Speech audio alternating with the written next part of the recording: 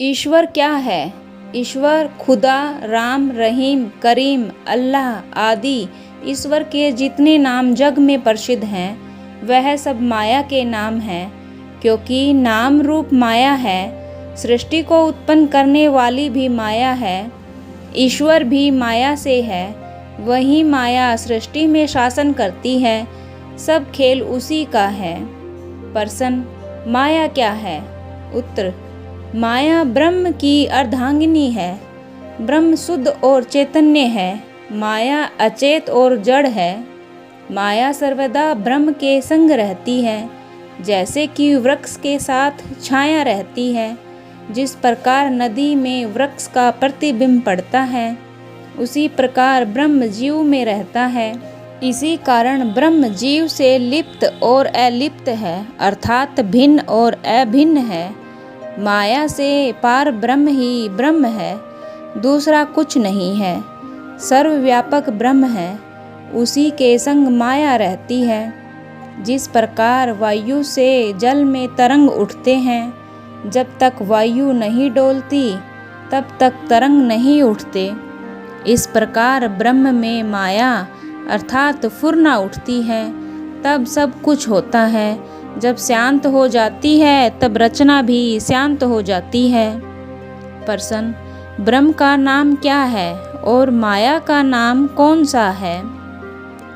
ब्रह्म के 5 नाम हैं। ब्रह्म काल, कर्म, जीव, स्वभाव। जो अखंड है, अविभाज्य और अविनाशी है, उसको ब्रह्म कहते हैं। स्वयं होने वाले को काल कहते हैं। समस्त कर्मों को कर्म कहते हैं। जो अपने को न जाने उसे जीव कहते हैं। स्वभाव उसको कहते हैं जिससे शुभ अशुभ दुख सुख का ज्ञान हो। ऐसे ही माया के 5 नाम हैं: शून्य, शक्ति, माया, आकाश और प्रकृति। माया इस कारण कहते हैं कि ब्रह्म के संग रहती है। आकाश इसलिए कहते हैं कि शरीर की आदि सृष्टि उसने की है। शून्य इसलिए बोलते हैं कि जड़ है। शक्ति इस वास्ते कहते हैं कि सब सृष्टि पर प्रबल है, सब पर अधिकारिणी है। प्रकृति इस कारण कहते हैं कि यह ब्रह्म की अर्धांगिनी है। प्रश्न, प्रथम कहा था कि जो कुछ जानने में आता है सो सब नाम रूप माया है। अब ब्रह्म की और माया की भिन्न भिन्न व्याख्या बतलाते हो, इसका क्या कारण है? उत्तर, इसका यही कारण है कि माया के 2 रूप हैं, एक को ब्रह्म एवं दूसरे को माया कहते हैं। जैसे पुरुष और स्त्री दोनों माया है। संसार का व्यवहार जोड़े के बिना नहीं चलता। द्वैत ही संसार का मूल कारण है।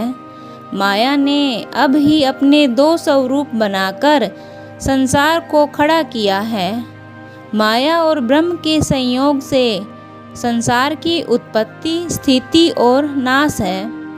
प्रथम पुरुष से प्रकृति, प्रकृति से महातत्व, महातत्व से अहंकार, अहंकार से तीनों गुण, तीनों गुणों से आकाश, आकाश से वायु, वायु से अग्नि, अग्नि से जल, जल से पृथ्वी होती है।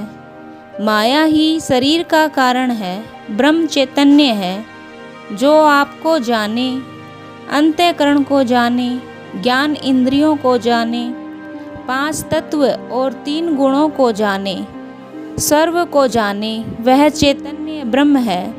जड़ माया है, दोनों का सदा का संबंध है।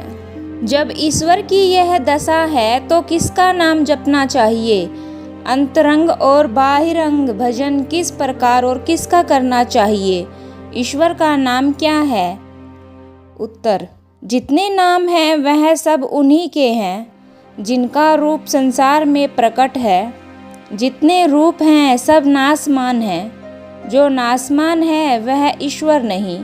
भजन के 4 स्थान हैं: नाभि, हृदय, जिह्वा, मस्तिष्क।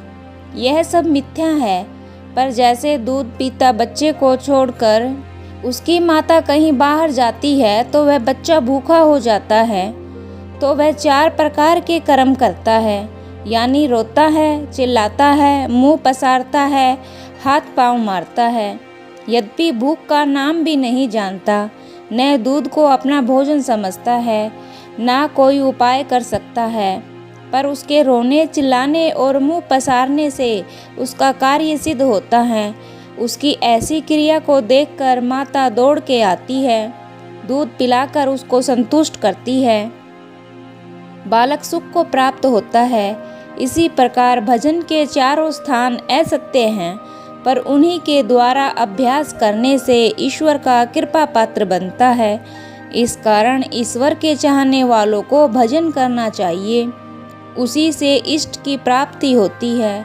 जैसे माता पिता देखते हैं कि बच्चा रोटी खाने योग्य हुआ, तो उसको नाना प्रकार के स्वादिष्ट भोजन देते हैं। फिर कुछ समय बीतने पर उसको पढ़ाते हैं, लौकिक पारलौकिक विद्या की शिक्षा देते हैं।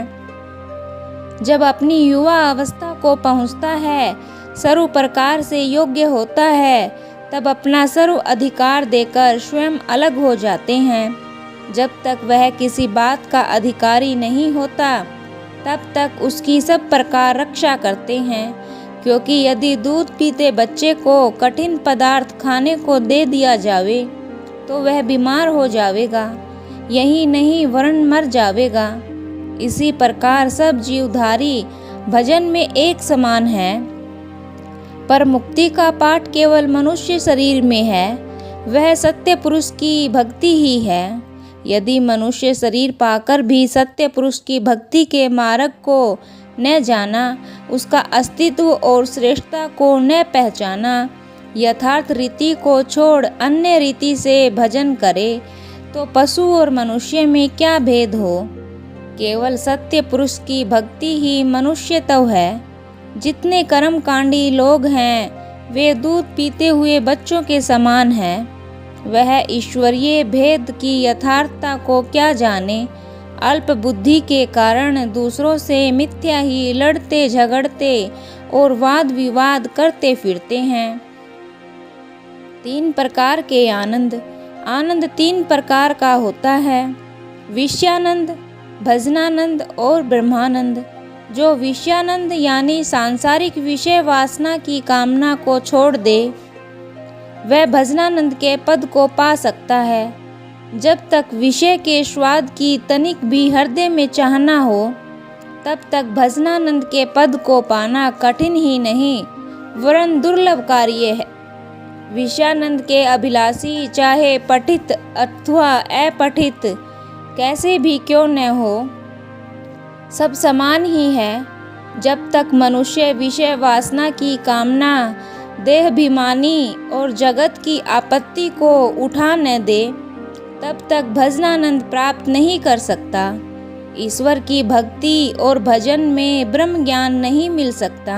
जिसको ब्रह्म ज्ञान न प्राप्त हो, उसकी ब्रह्म ज्ञान विषयक बातें करनी मिथ्या और मूर्खता है। कर्म कांड, योग, उपासना, ज्ञान, यह चारों ब्रह्म ज्ञान रूपी अटारी पर चढ़ने की सीढ़ी के डंडे हैं। विद्याभिमानी पहले ही कर्म कांड डंडे पर खड़े हैं, उनको चौथा ज्ञान के डंडे की क्या सुधी। संत तो चारों डंडों के पार पहुँचे हैं। वे मकुलात के आशय को भली प्रकार समझते हैं। दूसरों की क्या शक्ति है कि उसके यथार्थ को समझ सके। वे अपनी क्षुद्र बुद्धि के अनुसार अर्थ लगाते हैं। जैसी बुद्धि से अर्थ लगाते हैं, वैसे ही फल पाते हैं। अपनी बुद्धि और समझ से बढ़कर कहाँ से लावे और क्या लिखें। यथार्थ क्या है, उसको प्रकट क्यों नहीं करते, क्योंकि सभी सत्य के चाहने वाले हैं।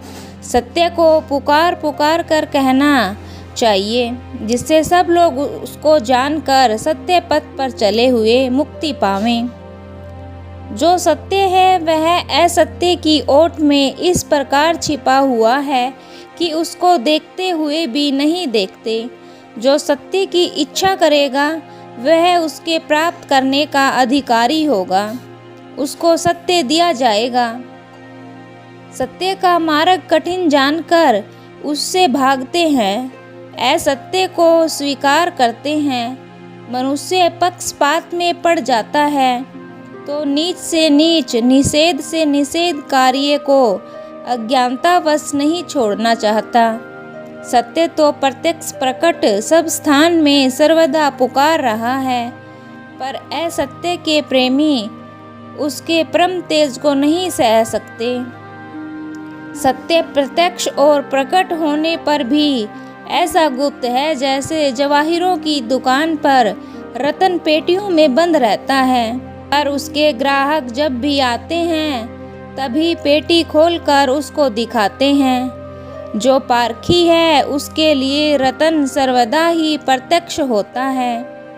यदि रक्षा के लिए पेटी में रखा हो तो क्या, जो पारख से रहित है उनके लिए रत्न को बाहर ही रखा जावे तब भी उनको कुछ लाभ नहीं हो सकता।